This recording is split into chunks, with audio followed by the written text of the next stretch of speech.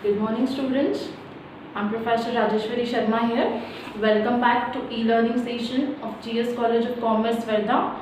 In my last lecture, we have started with second chapter under our first unit, that is Nithyayog. Nithyayog is National Institution for Transformation of India. In last lecture, we have discussed the meaning and the introduction of Nithyayog. In today's lecture, we are going to see the 7 pillars of effective governance envisaged by Nithyayog and the aims and objectives of Nithyayog.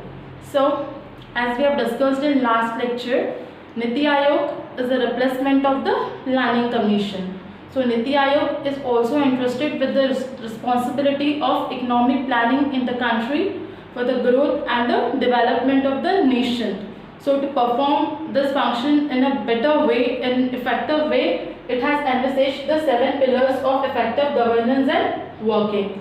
So, let's start with it. First one is pro-people agenda.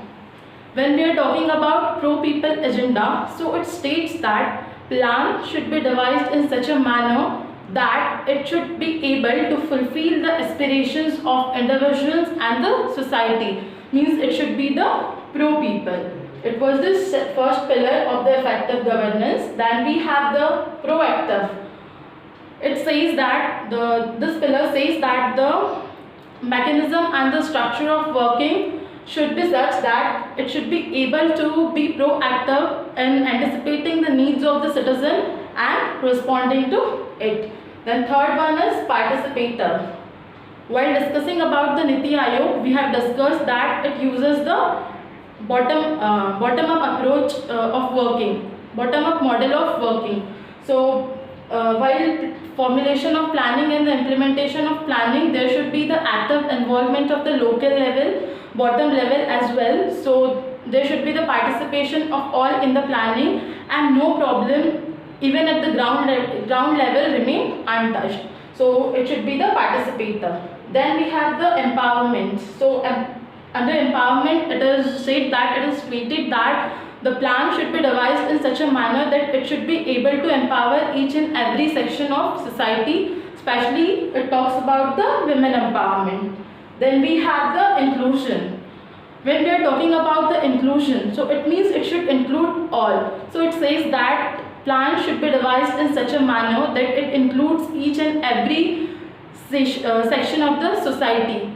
Especially the weaker section, so that the weaker section can be brought at par with the developed section and the nation can grow together as a whole. Then we have the equality of opportunities. Here it is said that the plans and the policy should be devised in such a manner and implementation should be in such a way that equal opportunities can be provided to all for the growth and the development of themselves and the nation as a whole. Then we have the transparency.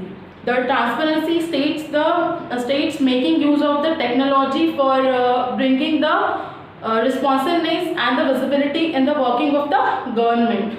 For this, we have Nithyayog uses the various performance metrics and releases the various index like school education quality index, health index, digital transformation index, etc. so that the transparency can be revealed to the people. So these are the 7 pillars of effective governance which is envisaged by Nithyayog for its working. Then today we will see the aims and objectives of Nithyayog. So first objective is shared national vision. See, shared national vision is first and the foremost objective of Nithyayog. Here the Nithyayog formulates the economic planning and the strategy for the implementation of planning with the active involvement of the states so that there can be the shared national vision for the attainment of objective, and then it provides the national agenda to the states as well as center, means to the chief ministers and the prime minister for its implementation, so that national objectives or the laid down goal in the planning can be achieved effectively and efficiently. Then we have the cooperative federalism. See, when we are talking about the India, so in India we have the federal structure.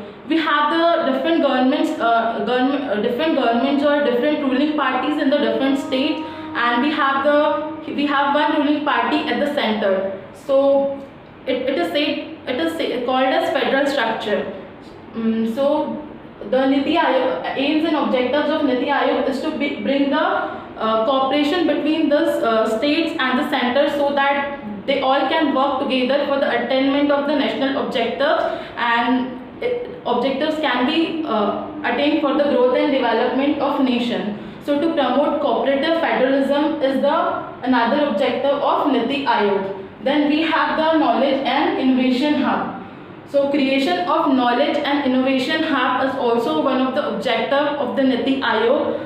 Under this, there is the creation of knowledge and innovation hub through collaborative community of national and the international experts and other partners, so as to boost the research and the development in the nation for achievement of the developmental objectives of the nation, so that we can move towards the growth and the development. Then we have the decentralized planning. See, at the time of planning commission, there used to be the centralized planning, which means the plans used to be formulated at the top level, and the strategies for the implementation are also used to be made at the top level. Then the instruction used to be given to the bottom levels for implementation and the execution of the plan. So there used to be centralized planning. But after the introduction of Nithyayog, which was an innovative and the remarkable moment in the planning process, policy making of the India, it has given the decentralized planning. Here the Nithyayog uses a bottom-up approach for the planning. Means the planning is made at the local level. The suggestions of the local level and the bottom level is also taken while formulating the plans, so that the real problem, the ground level problem, can also be detected and it can also be addressed. So under Nithyayog, the decentralized planning structure is there, so that each and every authority can involve in the planning and the decision making progress, so that each and every issue of the country can be resolved and can be paid attention in the proper manner. Then we have the technological upgradation. See, for the development of any nation, for the economic growth and the development of any nation, technology plays very crucial role. So one of the main objectives of Nithyayog is to have the technological upgradation and the capacity building for proper implementation of the policies and the programs. Then we have the conflict resolution. As I have told you, we have the federal structure of working in India. Means we have the different government at the states level, and when we go to the central level, we have the different government. So sometimes there may be the conflict between the center states, or there may be the conflict between the one state and another state. There may be the interdepartmental or intersectoral conflict. So Nithyayog also provides a platform for conflict resolution, so that the conflict can be resolved and everybody can work together for the attainment of the goals and the objectives which is laid down in the planning. Then we have the monitoring and evaluation. It's very important objective of Nithyayog once any plan is formulated and implemented. So it's very necessary and crucial to keep monitoring and evaluating the plans, so that we can know the achievements and the shortcomings of the plan. So Nithyayog keeps evaluating and monitoring the plan through different performance metrics, so that the shortcomings can be assessed and suggestion for the improvements can be given to the respective states for the effective achievement of the goals which are laid down in planning for the growth and the development of the nation. So these are the aims and the objectives of Nithyayog. In tomorrow's lecture, we are going to see the difference between the two approaches, that is Nithyayog and the Planning Commission. Thank you.